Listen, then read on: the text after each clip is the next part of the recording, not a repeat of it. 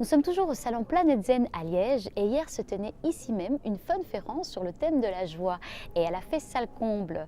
On a évidemment voulu savoir qui était la personne qui avait manigancé tout ça et il paraît que c'est Claude François. Intriguant, non? On la découvre.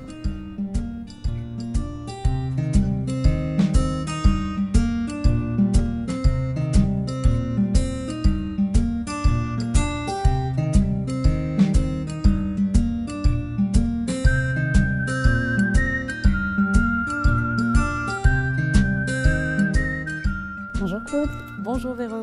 Alors, on va aborder le sujet directement, hein, comme ça c'est fait. Tu t'appelles donc Claude François, n'est-ce Oui. pas? Tu es né en 1978, hein, la même année où ton homonyme Claude François a décédé. Donc, Oui, ça ne doit pas être évident de porter le nom d'une personne aussi célèbre. Mais il paraît que tu en as fait un atout. Tout à fait. Donc effectivement, au départ, on peut se dire, tiens, c'est pas évident, hein, à quoi ont pensé les parents. Et au final, c'est un magnifique cadeau parce que on le retient. Et ça, c'est déjà pas mal de marquer Et les à esprits. l'école, ça se passait comment quand on porte un nom pareil? Alors à l'école, je me suis fait plein d'amis avant même de faire quoi que ce soit comme action vers eux. C'est eux qui venaient à moi tellement ce nom les interpellait. Et donc, ma foi, c'était une facilité au final. Et puis ça m'a appris l'autodérision, hein, parce qu'avec un nom pareil, il faut en avoir. Que tu as bien gardé, donc ça c'est chouette. Tu es donc à la base assistante sociale, puis tu Oui. décides de faire des études en communication, Oui. puis en coaching, pour Oui. finalement donner des ateliers et des conférences sur la confiance en soi, Oui. et plus récemment sur la joie. Alors pourquoi est-ce que ce thème te tient à cœur?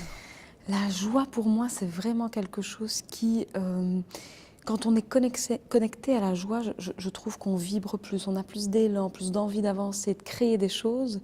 Et je constate bien trop souvent que certaines personnes, en tous les cas que je rencontre, cette petite flamme-là qui est en eux, on voit bien qu'il y a une étincelle, mais c'est comme si les situations, leur passé, leur manière peut-être de cultiver ça, fait que ça ne s'allume plus.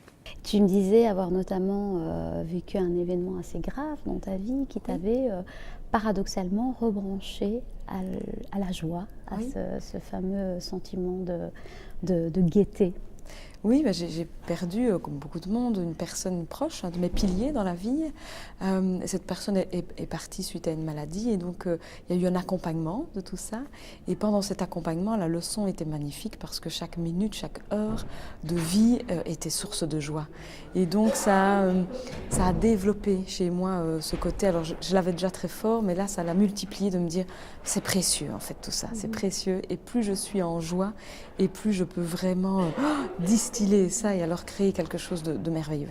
Alors pour ceux qui ont raté cette rencontre hier soir que tu as appelée Il y a de la joie, est-ce que tu pourrais nous donner quelques ingrédients pour rester Oui. justement joyeux au quotidien? Oui, alors je dirais des ingrédients comme simples, d'abord le sourire, hein. Je dirais le sourire le plus souvent possible provoque déjà de la dopamine.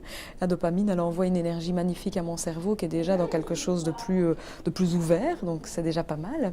Rire, se laisser aller à rire le plus souvent possible. Mettre ses lunettes, je dis toujours des petites lunettes comme l'enfant que nous étions, remettre ses yeux d'enfant, cette capacité d'émerveillement en fait, de voir les choses comme si c'était la première fois. En fait, nous, ce qui se passe, c'est qu'on s'habitue. On s'habitue aux personnes, on s'habitue à notre environnement, on s'habitue à nos situations, et du coup, tout ça perd en intensité. Mais si vraiment je fais l'effort de regarder autour de moi les gens, les situations, ce qui m'habite, etc., je peux me rendre compte que c'est waouh en fait. La capacité d'émerveillement, c'est ce que je parle souvent, c'est le waouh effect. C'est vraiment se dire, je regarde les choses et je me rappelle la première fois que j'ai vu ça, qu'est-ce que j'ai pu admirer ça. C'est finalement revenir à l'enfant qui est en chacun de nous et qui lui est bien dans la pleine conscience. Ah oui, l'enfant, ce qui est génial, c'est qu'il a déjà les ingrédients naturels. Il est naturel, il est spontané, il est dans le moment présent, il est émerveillé par tout un tas de choses.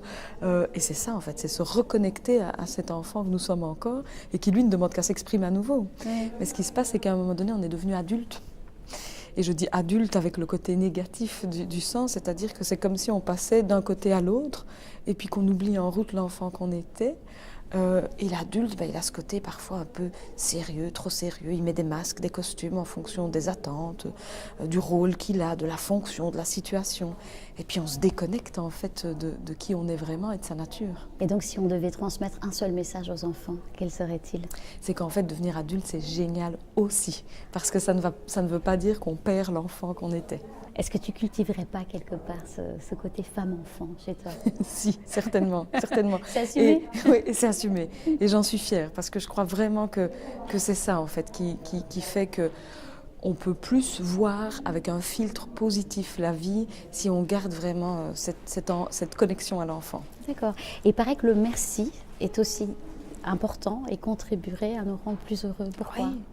Ce pouvoir de la gratitude, pour moi, c'est vraiment dans des mots simples comme le merci, mais c'est pas juste merci parce qu'on a fait quelque chose pour moi et par politesse que je me dois de remercier, c'est plutôt merci pour waouh, les gens qui sont autour de moi, le soutien que j'ai, les personnes, merci à moi pour être déjà qui je suis, merci aux autres, merci aux situations, merci à la vie tout simplement de m'offrir des expériences, même des fois quand ces expériences sont compliquées et difficiles. Merci pour tout ça. Si je le disais plus souvent, ça me monte en énergie et ça fait monter les autres en énergie. J'avais lu une étude sur le bonheur de Shawn Ashore, qui est un chercheur à Harvard, qui disait que pendant 3 mois, il avait œuvré dans des entreprises. Et le premier truc qu'il faisait faire aux employés, c'est de dire la première chose, quand vous ouvrez votre boîte mail, vous allez d'abord envoyer un mail de merci à quelqu'un de votre famille ou à un collègue, etc. Juste merci pour ce qu'il a fait, etc. Et il se rendait compte vraiment qu'au niveau potentiel de bonheur, ça les faisait monter en énergie pour toute la journée. Donc je me dis, le merci, c'est pas juste de la gratitude, c'est aussi vibrer plus.